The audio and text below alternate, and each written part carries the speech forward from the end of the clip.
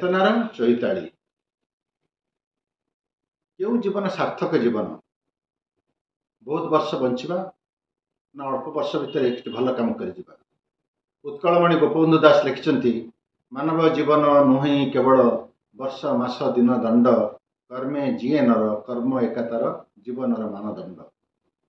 काश्मीर गोटे लोक कथा झीटे बाप घर बाहे जाऊँगी बर जाऊँगी आगे आगे पालिखिरे एवं ये जाऊँगी सवार झील विदा हबार जो व्यस्तता भितर घर लोक मैंने सवार पानी देवाक भूली ढालटी अच्छी कि पानी ना सवारिया मैंने नहीं चलुच्च अनेक दूर गलापर झीलटे बहुत शोष लगुच एत शोष लगुच सी तार लाज भूली से लोक मान कहूँ मत पा दियो ना मरीजी लोक मैंने देखुं ढाल ढाल पा ना से आगे आगे जाऊ पालिंकी बर पाखक जा पहुँचती तुम कन्या से बहुत शोषर आउट पाउट हो पानी न पीले मरीज बोली कहूँ तुम किसी व्यवस्था कर से कहला एठी पहाड़िया जगह पानी कौटी अच्छी पानी तो ना कह आउ 2-3 किलोमीटर पर आम घर पड़ो से समय संभाली जाओ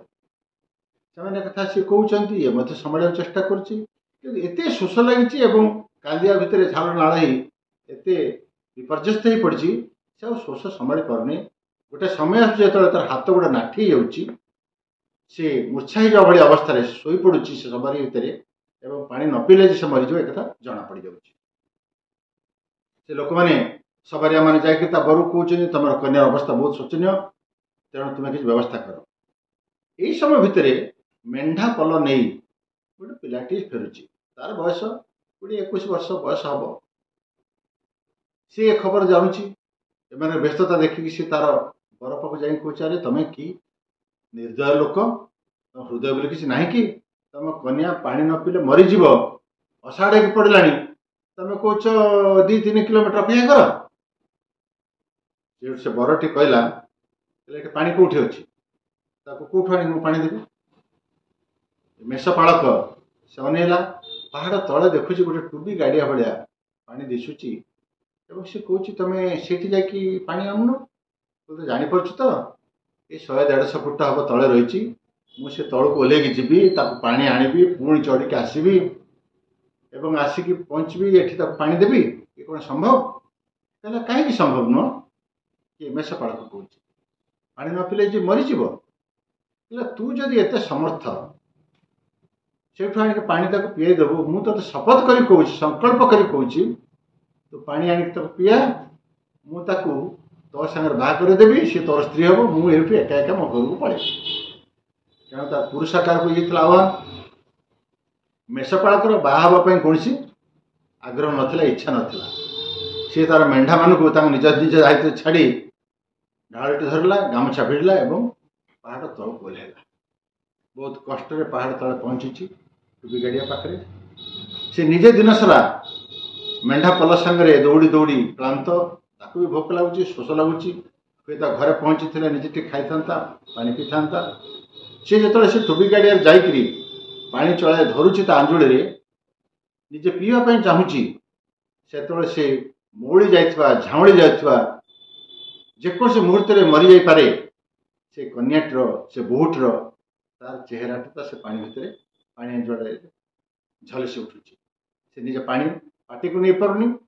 ढाल पानी भर्ती करुच्ची गामछार भिड़ुची कमर रे एवं पुणी चढ़ी चढ़ी आसिक पहुँचिक आस सबरे पाखे से बहु एकदम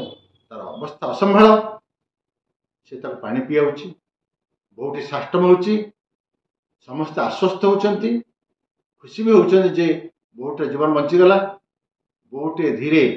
शोई जाइला उठुची एवं निजे अंटा सड़क बसु सवारी भितर से समय कौन ना ये जो मेषपाड़क ये युवक हाथ ढालटा खसी पड़ुची एवं सी तले पड़ जाऊँच तले मरी जाऊँच यापर एपर्यंत जे चुपचाप था बरटी से पालिंग भितर आसी कह जाओ कौन है पानी तो पील साष्टम तो लगे चलो एवं सवारी उठाओ ए सवारी चलो आम जा आम घर को बहुटी सवार ओह्लै ओह्लै आसी बर कह तुम्हें जाओ मु कड़े जी